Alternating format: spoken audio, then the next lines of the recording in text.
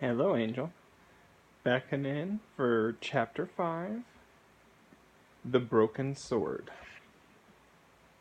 Gurgi ran off, yelling in terror.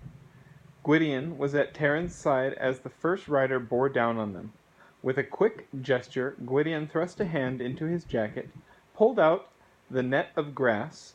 Suddenly the wizard wisp grew together, longer, shimmering and crackling, nearly blinded Terran with streaks of liquid flame.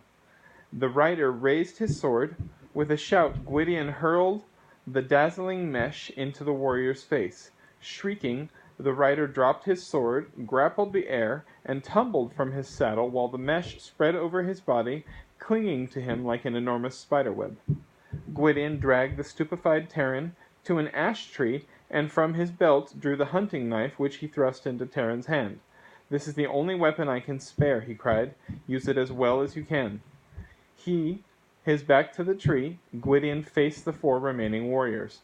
The great sword swung a glittering arc, flashing blade sang above Gwydion's head. The attackers drove against them. One horse reared. For Terran there was only a vision of hooves plunging at his face. The rider chopped viciously at Terran's head, swung around and struck again. Blindly, Terran lashed out with his knife. Shouting in rage and pain, the rider clutched his leg and wheeled his horse away. There was no sign of Gurgi, but a white streak sped across the field. Mellingar now entered the fray. Her gold mane tossing, the white mare whinnied fearlessly and flung herself amongst the riders. Her mighty flanks dashed against them, crowding, pressing, while the steeds of war party rolled their eyes in panic. One warrior jerked frantically at his reins to turn his mount away. The animal sank into its haunches. Mellingar reared to her full height, her forelegs churned the air, and her sharp hooves slashed at the rider, who fell heavily to the earth. Mellingar spun about, trampling the cowering horsemen. The three mounted warriors forced their way past the frenzied mare. At the ash tree, Gwydion's blade rang and clashed amongst the leaves. His legs were as though planted in the earth. The shock of the galloping riders could not dislodge him. His eyes shone with a terrible light. "Hold your ground but a little while," he called to Terran. The sword whistled. One rider gave a choking cry. The other did not press the attack, but hung back for a moment. Hoofbeats pounded over the meadow. Even as the attackers began to withdraw, two more riders galloped forward. They reined their horses sharply, dismounted without hesitation, and ran swiftly towards Gwydion. Their eyes and faces were pallid, their eyes like stone. Heavy bands of bronze circled their waist, and from these belts hung the black thongs of whips. Knobs of bronze studded their breastplates, and they did not bear shield or helmets. Their mouths were frozen in the hideous grin of death. Gwydion's sword flashed up once more. "Fly!" he cried to Terran. "These are the Cauldron-born. Take Mellingar and ride from here." Terran set himself more firmly against the ash tree and raised his knife. In another instant the Cauldron-born were upon them. For Terran, the horror beating in him like black wings came not from the livid features of the Cauldron-born warriors, or their lightless eyes, but from their ghostly silence. The mute men swung their swords. Metal grated against metal. The restless warriors struck again and again. The Gwydion's blade leapt past one of the opponent's guards and drove deep into his heart. The pale warrior made no cry. No blood followed as Gwydion ripped the weapon free. The Cauldron-born shook himself once without a grimace and moved back again to attack. Gwydion stood as a wolf at bay, his eyes green and glittering, his teeth bared. The swords of the Cauldron-born beat against his guard. Terran thrust at once one of the living warriors. A sword point ripped his arm and sent a small knife hurtling into the bracken woods. Blood streaked Gwydion's face where an unlucky blow had slashed his cheekbone and forehead. Once his blade faltered and a Cauldron-born thrust at his breast. Gwydion turned, taking the sword point in his side. The pale warriors doubled their assault. The great shaggy head bowed wearily as Gwydion stumbled forward. With a mighty cry he lunged, then dropped to one knee. With his flagging strength he fought to raise his blade again, The Cauldron-born flung aside their weapons, seized him, threw him to the ground, and quickly bound him. Now the other two warriors approached. One grasped Terran by the throat, the other tied his hands behind him. Terran was dragged to Melingar and thrown across her back, where he lay side by side with Gwydion. "Are you badly hurt?" asked Gwydion, striving to raise his head. "No," Terran said, "but your own wound is grave." "It is not the wound that pains me," said Gwydion, with a bitter smile. "I have taken worse and lived. Why did you not flee as I ordered? I knew I was powerless against the Cauldron-born, but I could have held ground for you. Yet you fought well enough, Terran of Caerdalben." "You are more than a war leader," Terran whispered. "Why do you keep the truth from me? I remember that net of grass you wove from before we crossed the Avron, but in your hands today it was no grass I have ever seen. I am what I told you, the wisp of grass. Yes, it is a little more than that. Dalbin himself taught me the use of it. You too are an enchanter?" "I have certain skills, alas. They are not great enough to defend myself against the powers of Iran. Today," he added, "they were not even enough to protect myself and a brave companion." One of the Cauldron-born spurred his horse along. Melingar snatching the whip from his belt, he lashed brutally at the captives. "Say no more," Gwydion whispered. "You will only bring yourself pain. If we should not meet again, let this be farewell." The party rode along without halt, fording the shallow river of the Istrad. The Cauldron-born pressed tightly on either side with their captives. Terran dared once again to speak to Gwydion, but the lash cut his words short. Terran's throat was parched. Waves of dizziness threatened to drown him. He could not be sure how long they had ridden, for he lapsed often into feverish dreams. The sun was still high, and he was dimly aware of a hill with a tall gray fortress looming at its crest.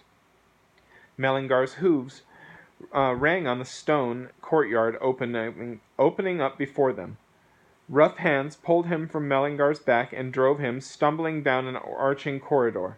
Gwydion was half dragged, half carried before him. Terran tried catching up to his companion, but the lash of the Cauldron-born beat him to his knees.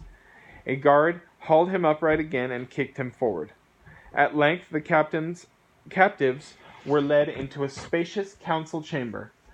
Torches flickered from the walls hung with scarlet tapestries.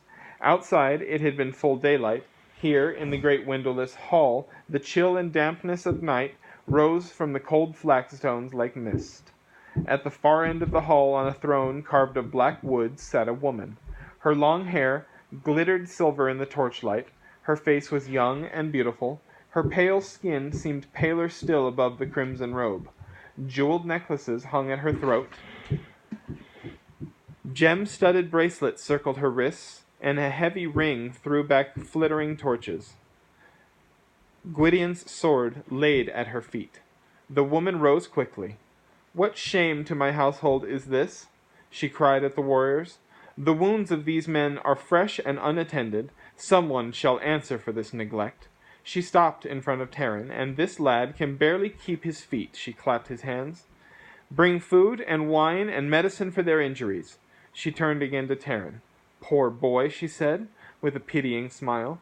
"There has been grievous mischief done today." She touched his wound with a soft, pale hand. At the pressure of her fingers, a comforting warmth filled Terran's aching body. Instead of pain, a delicious sensation of of repose came over him. Repose as he remembered it from the days long forgotten in Caerdalben, the warm bed of his childhood, drowsy summer afternoons. "How do you come here?" she asked quietly. "We crossed the great Avron," Terran began. "You see what had happened—" "Silence!" Gwydion's voice rang out. "She is Akron, and she sets a trap for you." Terran gasped. For an instant he could not believe such a beauty could conceal such evil of which he had been warned. Had Gwydion mistaken her? Nevertheless, he shut his lips tightly. The woman, in surprise, turned to Gwydion. "This is not courtesy to accuse me thus. Your wound excuses your conduct, but if there is no need for anger, who are you? Why do you—" Gwydion's eyes flashed. "You know me as well as I know you, Akron." He spat the name through his bleeding lips. "I have heard Lord Gwydion was traveling in my realm. Beyond that—" Aran sent his warriors to slay us, cried Gwydion, and here they stand in your council hall. Do you say that you know nothing more? Aran sent warriors to find you, not slay you, answered Acron, or you would not be alive at this moment. Now that I see you face to face, she said, her eyes on Gwydion, I am glad such a man is not bleeding out his life in a ditch, for there is much we have to discuss, and much that you can profit from. If you would treat with me, said Gwydion, unbind me and return my sword. You make demands? Acron asked gently. Perhaps you do not understand. I offer you something you cannot even have, even if I loosened your hands and gave your weapons back. By that, Lord Gwydion, I mean your life. In exchange for what? I had thought the bargain with another life, said Acron, glancing at Taran, but I see he is of no consequence, alive or dead. No, she said, there are other, more pleasant ways to bargain. You do not know me as well as you think, Gwydion. There is no future for you beyond these gates. Here, I can promise that. Your promises reek of a Nuven, cried Gwydion, and I scorn them. It is no secret what you are. Acron's face turned livid. Hissing, she struck at Gwydion with her blood-red nails and raked across his cheek. Acron unsheathed Gwydion's sword. Holding it in both hands, she drove the point toward his throat, stopping only a hair's breadth away from it. Gwydion stood proudly, his eyes blazing. No, cried Acron, I will not slay you. You shall come to wish I had, and beg mercy of the sword. You scorn my promises. This promise will be kept. Acron raised the sword above her head and smote with all her force against a stone pillar. Sparks flashed, and the blade rang unbroken. With a scream of rage, she dashed the weapon to the ground. The sword shone still undamaged. Acron seized it again, gripping the sharp blade itself until her hands ran scarlet. Her eyes rolled back in her head, her lips moved and twisted. A thunderclap filled the hall, a light burst like a crimson sun, and the broken weapon fell in pieces to the ground. So shall I break you, Acron shrieked. She raised her hand to the cauldron-born and called out in a strange, harsh language. The pale warriors strode forward and dragged Taran and Gwydion from the hall. In a dark passageway of stone, Taran struggled with his captors, fighting to reach Gwydion's side. One of the cauldron-born brought a whip handle down firmly on Taran's head. I love you, baby girl.